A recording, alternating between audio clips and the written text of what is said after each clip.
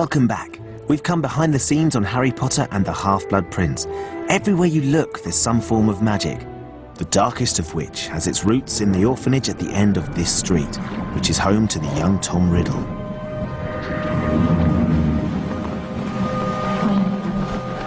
I must admit to some confusion upon receiving your letter, Mr. Dumbledore. In all the years Tom's been here, he's never once had a family visitor.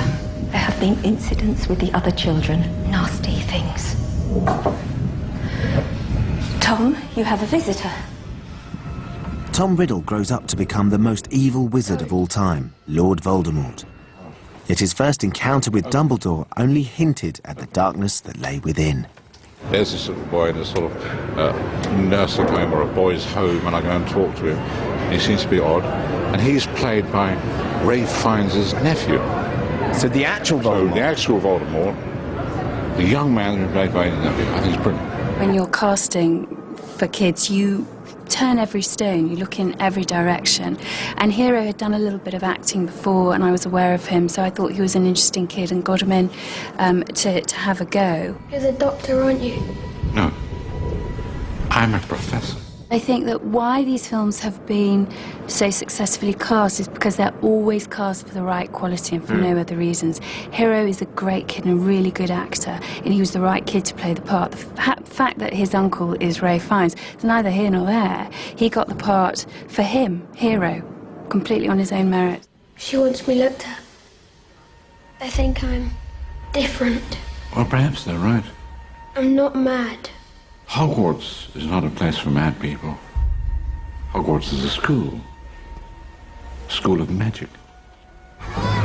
It was the day job of Dave Legino that made him an intriguing choice when casting Greyback, one of Voldemort's henchmen. It was really interesting with Dave because when I met him, I did think you're just a lovely, gentle bloke. But then when I talked to him about his life and his other career, I suddenly thought, maybe you're not quite as gentle as I think you are. Just explain what you do day to day, what your everyday job is. Well, I'm a cage fighter, professional cage fighter for the past 2 years. Which, for anybody that might not know what cage fighting is, it's exactly what you say, isn't it? There's a cage on a stage, and you go in and you fight. Go and so 2 men enter, and 2 men leave as well. Yeah. So that's and but mixed martial arts is a proper term for it, where all the combat sports in the world are combined, and you can use any technique you want. What Dave has is an ability to switch his head to a certain angle whereby he can completely understand someone who's as ferocious and mercenary as Greyback the werewolf. It's an extraordinary character. Tell me about Greyback. Who is he and where's he from? Well, he's an untransformed werewolf. He feels like he's an outcast, and he's shunned by society for being a werewolf. And so rather than wanting to join in with them, he wants to infect as many people as possible, especially young children, so they grow up and being a werewolf becomes the norm.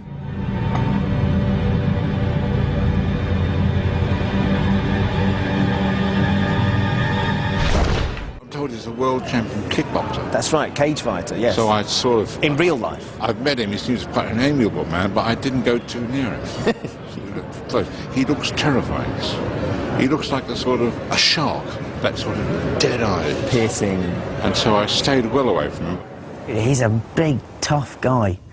I could have him, you struggle. Yeah. But I've almost no idea what the guy actually looks like. Seriously? I've only seen him once.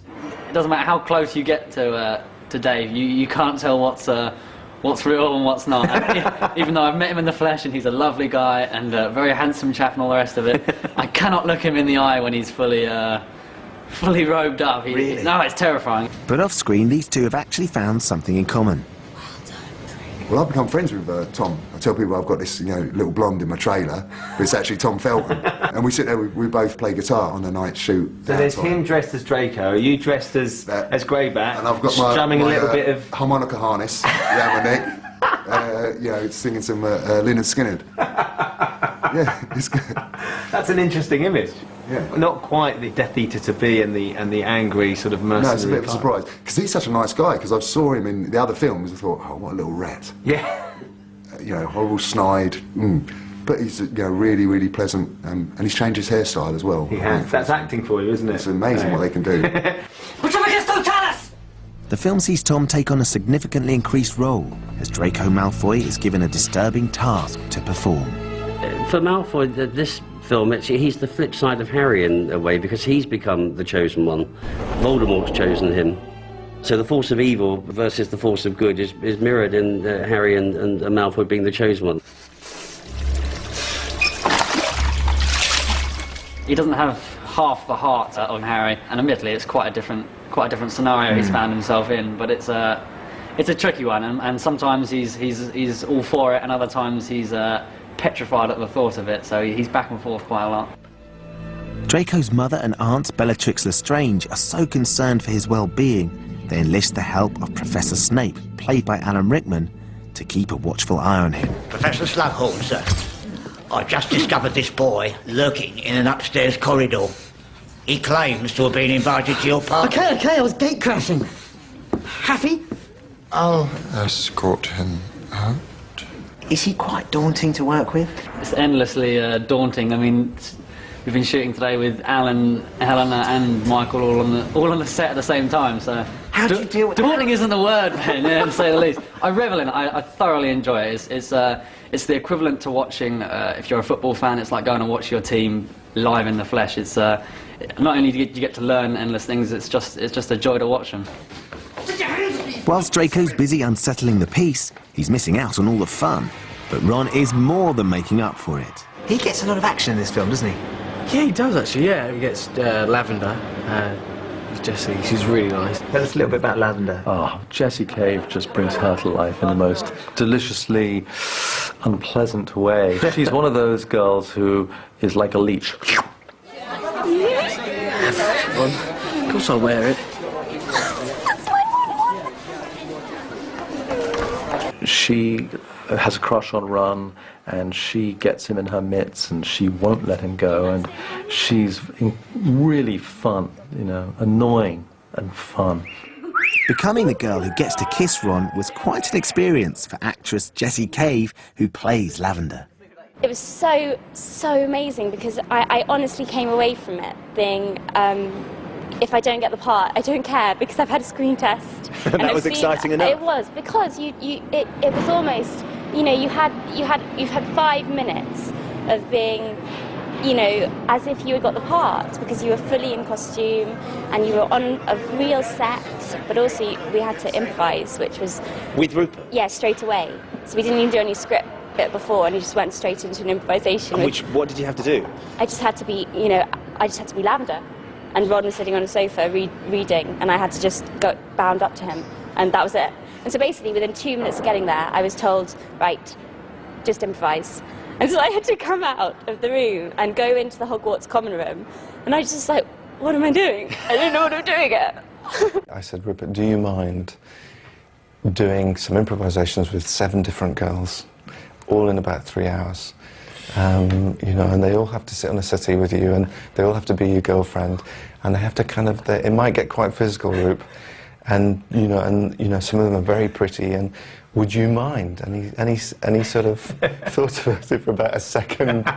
So you would be sat in the room, and this girl who'd never met you would have to come in and improvise as if she was Lavender, and... Yeah, that's right, yeah, it was quite, no, it must have been quite nerve-wracking, but Did any of them try and kiss you?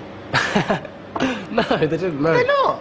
No, it was just, I think they were quite nervous, but no, it was quite, it sort of brought me back, sort of reminded me of when I was auditioning. It is quite a scary experience. You know, when someone who hasn't done much acting before comes into a room and it's Rupert. Rupert's quite famous, obviously, and a lot of people, you know, young actors get a bit, starstruck, but he was brilliant with them, and there was just a natural chemistry between Rupert and Jessie.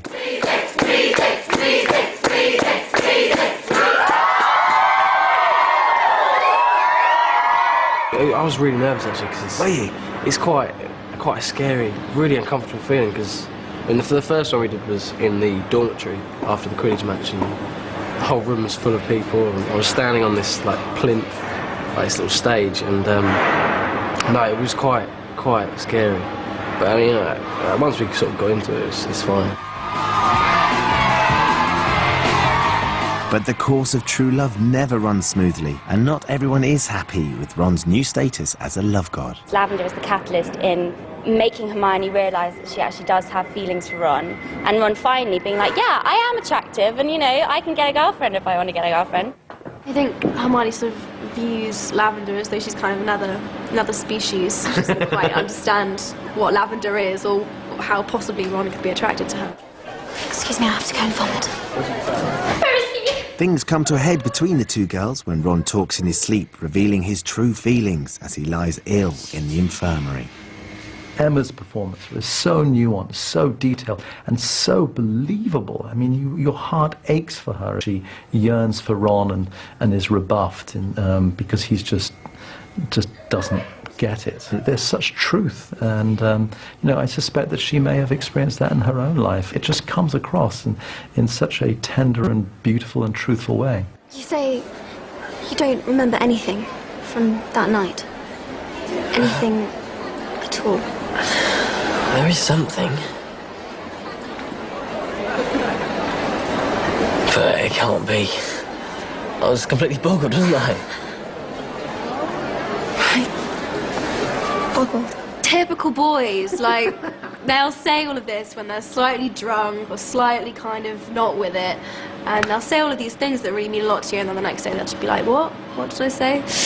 No. Yeah, I've had experience with that myself. It's not very funny, I have to say. Not very funny. Ron likes Hermione, Hermione likes Ron but can't quite express it, and Harry and Ron, not Harry and Ron, no. Well, you know, this is a whole thing that Joe hasn't written, but we thought we'd add just to, make the audiences a little more interested. No, there is that would be quite unexpected. Well, mind you, at the read-through, I was sitting next to Jo. She comes to each of the read-throughs, and I look at her making notes. She makes the occasional note, and she wrote this. Dumbledore had this line. She said, "Wouldn't say this." And as we're walking back to my office, she says, "Dumbledore's gay." And I was like, oh my God. That was a revelation That was a complete revelation. And that's why he wouldn't have said that line. Yeah, that's why he wouldn't have said that line. So just to clarify, it's not Ron, but his sister Ginny Weasley who sets Harry's heart racing. It's very complex because, of course, Ginny, as Harry's best mate's sister, it's a bit of a... It's quite a political situation between Harry and Ron. Because at the beginning of the film, Ginny's dating Dean Thomas. Slip in. Honestly, well, they're only holding hands. And Ron's not happy about that at all and saying things like, well, you've got to hate anyone who dates your sister just on principle. And so Harry's sort of going, oh, yeah. Knowing that he has feelings for her. Yeah, exactly. And so it's, it's quite a tricky situation, but it is a really nice part of the story. When you read The Half-Blood Prince, did you read it and think, oh my goodness, my character ends up snogging endlessly with Harry Potter? What's that going to be like to have to film? Yeah, I mean, when I read it, I didn't... People kind of always go, oh, did you expect that to happen? Did you always think that? And I was completely shocked when I read it, because people had already kind of read on before. Like, some of my friends were really quick at reading it, and they were like, oh, have you read this page? And I'm like, no, I haven't read that. Harry and Ginny are getting closer, and Ron, the thought of his best friend and his sister is just not pleasant, shall we say. Ginny and Harry are sitting on the couch, sort of having this quite sort of romantic sort of scene. I just come in and sit between them with a bowl of pies. And we must have done it 20 times because we couldn't stop laughing. Again, because Ron sort of sat down and said, pie? Neither of them could say the word. It was just they just laughing before they'd even said it. So you were the one that was corpsing? And Rupert. Me and Rupert, yeah. Bonnie a bit, but not so much. Me and Rupert. She's a professional. Come on, let's face it, between the three of you. Terrible at corpsing, still. I mean, I've got a lot better. Rupert's awful, still. It does get quite annoying, because I've ruined so many takes. It's just there's no reason for it as well. It's just really annoying. Do you end up apologising? Oh, yeah. I feel really bad, because sort of the day just goes on and on and on. Pie? Not for me, no. You had to do those scenes where you do the kiss. What was that like? Yeah, it was weird. It was actually the first scene that I filmed on the whole film, yeah. And so start with the hardest and then work down. Yeah.